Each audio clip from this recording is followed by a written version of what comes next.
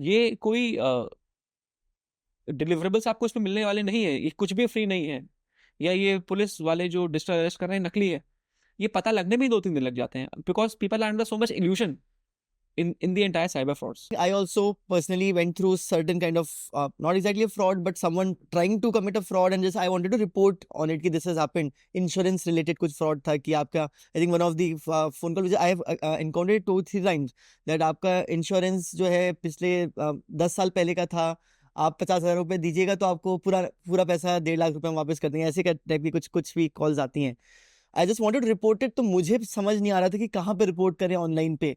So when I came across the cyber crime का I think website भी है and app भी है, सो उसके बारे में थोड़ा अगर बताएं कि how does one approach there, what are the different avenues जिसमें सिर्फ साइबर क्राइम रिलेटेड रिपोर्टिंग आप कर सकते हैं. So there is a number called 1930. Okay. I think इस नंबर को उतने पब्लिसाइज करना चाहिए जितना 112 को किया जाता है. It's very very important number, और इतना इफेक्टिव भी है कि अगर आप अपनी समस्या बता रहे हैं और आईडी ट्रांजैक्शन आईडी नंबर बता रहे हैं, तो उसके बाद आपका पैसा कहाँ कहाँ मूव हुआ है वो उन सारे अकाउंट्स को ब्लॉक कर देता है इंस्टेंटेनियसली. ओके. तो 1930 is the number which should be publicise to each and everybody. हम लोग स्कूल्स में जाते हैं तो हम लोग वहाँ पोस्टर्स लगवाते हैं 1930 के, सोसाइटीज़ में लगवाते हैं, क्योंकि लोग के साथ साइबर फ्रॉड होता है तो वो लोग पहले बैंक जाते हैं, या लोग पहले थाने पे जाते हैं, या अपने रिलेटिव्स के पास जाते हैं, उन्हें कहीं जाने की ज़रूरत नहीं है.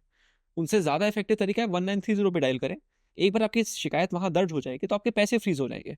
उसके बाद आप पुलिस के पास थाने आ सकते हैं, आप किसी ऑफिसर के पास जा सकते हैं, आप बैंक के पास, आप कहीं भी जा सकते हैं. बट सबसे पहले आपको 1930 पे डायल करके अपनी समस्या बतानी है, और अपना ट्रांजेक्शन आईडी, कितने पैसे गए हैं, कहाँ गए हैं, वो बताना है, ताकि पैसा फ्रीज हो जाए. इसके पहले कि फ्रॉडस्टर्स उस पैसे को एटीएम से कैश में विड्रॉ कर ले, उसके पहले आप उसको फ्रीज करा दीजिए. तो 1930 इज द नंबर. और उसी तरीके से साइबर हेल्पलाइन भी है, cybercrime.gov नाम से वेबसाइट भी है, उस पर भी जाके अपनी समस्या लिखवा सकते हैं आप, तो वहां से भी आपका इमीडिएटली फ्रीज हो जाते हैं. ओके. इमीडिएटली फ्रीज करना is the most important thing. Every cyber crime के सॉल्व करने के 2 एस्पेक्ट होते हैं, एक तो पैसा फ्रीज हो जाए, दूसरा क्रिमिनल पकड़ लिया जाए. क्रिमिनल पकड़ना क्योंकि जनरली इंटरस्टेट क्राइम्स होते हैं, तो क्रिमिनल पकड़ना टेक्स टाइम, बट पैसा फ्रीज होना इज द मोस्ट इमीडिएट चीज.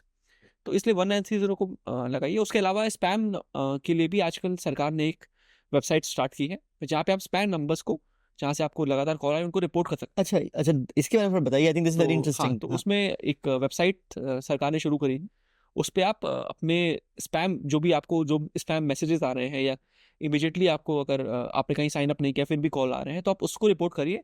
वो फिर सरकार अपने स्तर पे उसको ऑल अक्रॉस द कंट्री बंद कर देती है. ओके. और एक्शन भी लेती है कि आपने कैसे इनको कॉल किया. तो ये भी अभी पिछले आई थिंक 6 महीने से ये वेबसाइट भी स्टार्ट हो गई है, वहां पर आप स्पैम नंबर्स को जरूर ब्लॉक कर सकते हैं. ओके. आई थिंक काफी इंटरेस्टिंग है बोथ, क्योंकि आई थिंक यही सबसे बड़ा दिक्कत होती है कि भाई रिपोर्ट कहाँ करेगा, स्पैम कॉल आ रहा है, और अगर गलती से भी आपने पैसे दे दिए भ्रम में आकर के, तो उसको पैसा कैसे बचाएं अपना. तो इसमें बस एक ये है कि कितनी जल्दी किसी को, मतलब obviously ASAP is the right answer, but तब भी कुछ होता होगा ना कि इतने दिन के अंदर या इतने घंटों के अंदर आप रिपोर्ट कर दीजिए इसके नंबर के अंदर या ऑनलाइन, तो सो दैट ट्रांजैक्शन फ्रीज हो जाए. तो अगर कोई व्यक्ति ट्रांजैक्शन होने के 3-4 घंटे के अंदर रिपोर्ट कर रहा है तो 100% फ्रीज हो जाता है. ओके.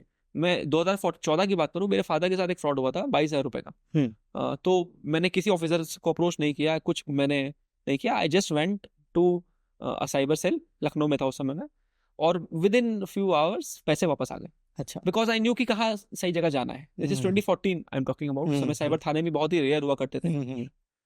तो अगर आप 3-4 घंटे में भी रिपोर्ट करें तो आपका 100% पैसा वापस आ जाएगा. पैसा वापस फ्रीज हो जाएगा. उसके बाद वापस आने में वो एक कोर्ट का प्रोसीजर फॉलो होता है, तो वो कोर्ट का प्रोसीजर फॉलो होगा, वो कोर्ट मजिस्ट्रेट एक ऑर्डर देता है, उसके बाद पैसा रिलीज हो जाता है. बट पैसा फ्रीज होना is the most important. So if somebody is complaining with in 3 to 4 hours, आप मान के चलो कि आपका पूरा पैसा रिटर्न हो सकता है. बट प्रॉब्लम साइबर फ्रॉड की ये होती है कि it happens when somebody is under some illusion. Otherwise कोई जल्दी पैसा तभी देता है जब उसको इल्यूजन होता है. वो इल्यूजन डर का भी हो सकता है, वो इल्यूजन कोई लोभ लालच का भी हो सकता है, और या किसी और चीज का भी हो सकता है.